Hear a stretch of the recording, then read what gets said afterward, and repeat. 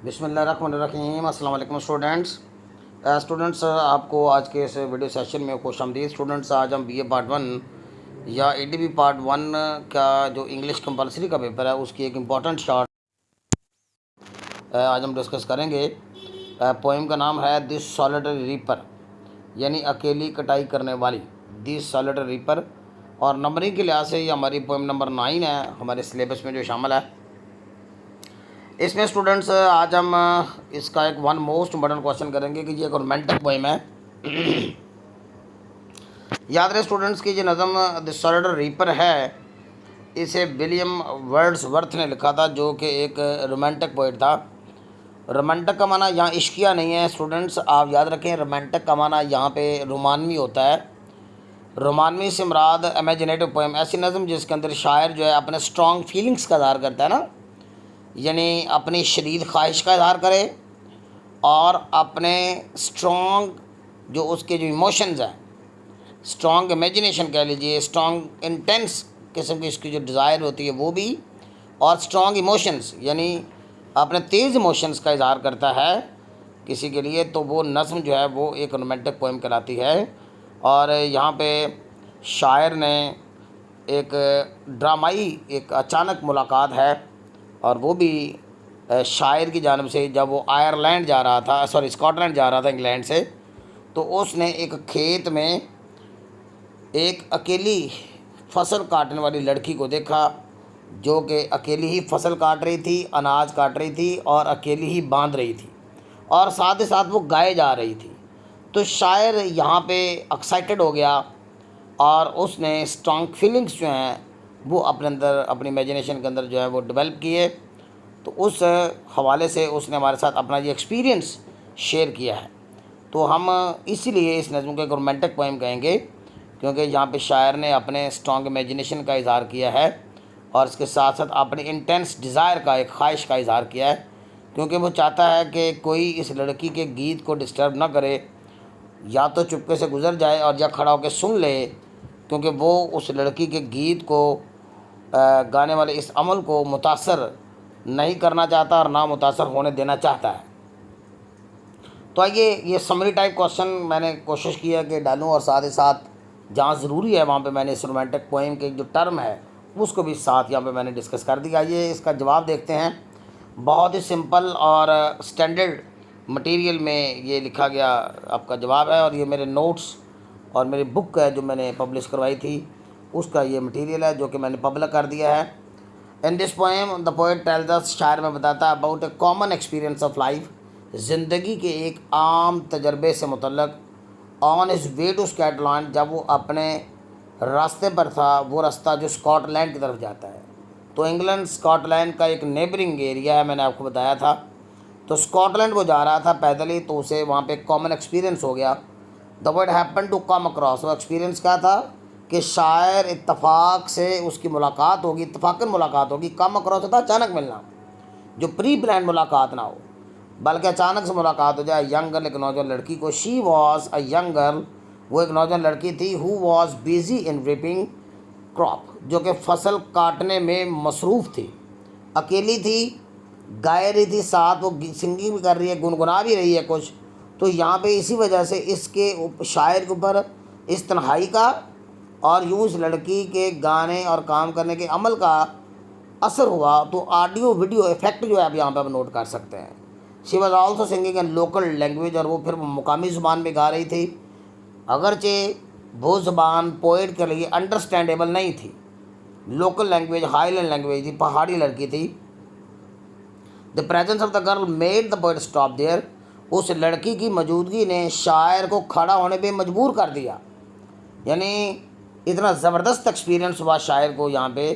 ये माहौल, ये मंज़र, ये सारा इतना अच्छा लगा कि शायर खड़ा होने पे मजबूर हो गया। He began to listen to her sweet singing, और वो उसकी खुशगवार सिंगिंग को सुनने लगा गौर से। The song of the girl produced deep impression, और लड़की के उस गाने के अमल ने भी बड़ा गहरा असर डाला ऑन हिज माइंड, उसके जहन पर।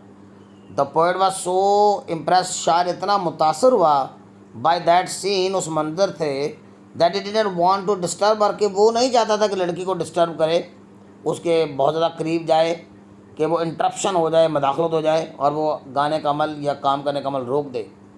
ही started comparing the song of the maiden, उसने दोशीजा के गीत को कंपेयर करना शुरू कर दिया with the sweet chipping of the nightingales. तो वहाँ पे शायर खड़ा खड़ा इमेजिनेटिव हो गया। इसी वजह से हम इस नज़म को एक रोमांटिक पोएम भी कहते हैं कि शायर को याद आ गई उन नाइटिंगेल्स की, उन बुलबुलों की जो कि अरब के सहराओं में थके हुए मुसाफिरों को गुनगुना कर वेलकम कहते हैं, जबकि वो मुसाफिर किसी नखलस्तान के करीब पहुंचते हैं। याद रहे, डेजर्ट के अंदर, सहरा के अंदर, वो जगह जहाँ पे पानी, सब्ज़ा या खजूरों के दरख्त वगैरह मिल जाते हैं उसको नखलस्तान कहते हैं, ओएसिस कहते हैं। तो परिंदे दूर से ही अरबी जो काफ़िले होते थे उस ज़माने में ऊँट में सफ़र करते थे, तो उनको देखते ही शोर मचाते हैं, चिरपिंग करते हैं, ऐसे जैसे खुश आमदीद कह रहे हो। तो शायर भी इस मंज़र को उस अरबी सहराओं में यानी अरेबिक के जो डेजर्ट हैं उनके अंदर मुसाफिरों को, थके हुए मुसाफिरों को जैसे खुश आमदीदी गीत कह के को वेलकम कह रहा हो, तो शायर ने भी ये ख्याल किया कि ये मंज़र भी उसके लिए ऐसी है जैसे ये लड़की गुनगुना के उसको वेलकम कह रही हो। Sweet chirping of the Nightingale, यानी खुशगवार जो चिरपिंग थी नाइटिंगेल की। हर सॉन्ग वाज मोर अट्रैक्टिव, उसका गाना ज़्यादा दिलकश था, एंड लोरिंग था, ज़्यादा उसे दिलकश लगा, अट्रैक्टिव लगा, than that of the nightingale, nightingale से भी ज़्यादा। इन अरेबियन सैंड्स, और मैंने यहाँ पे वजाहत कर दिया, अरब के सहराओं में द टायर्ड मुसाफिर, थके मुसाफिर जो है, get the feeling of solace, feeling of solace होगा बड़े सुकून का उन्हें एहसास होता है when they hear the welcoming song of the nightingales, जब वो बुलबुलों के खुश आमदीदी गीत सुनते हैं। Later on the poet compared, और अगले स्टांजे में ही नज़म में आप देखिएगा टेक्सचुअल लाइन्स में कि शायर ने अगले स्टांजे में ही इस लड़की की आवाज़ को कोयल की आवाज़ से भी तशबीह दे दी, कोयल की आवाज़ से भी, है ना, मेडन इस दोशीजा के गीत को कोयल की आवाज़ से तशबीह दे दी। द पोइट से शायर कहता है, ये 2 लाइनों पर है, जरा ये लाइनें एक अगले पेज पे चली गई है।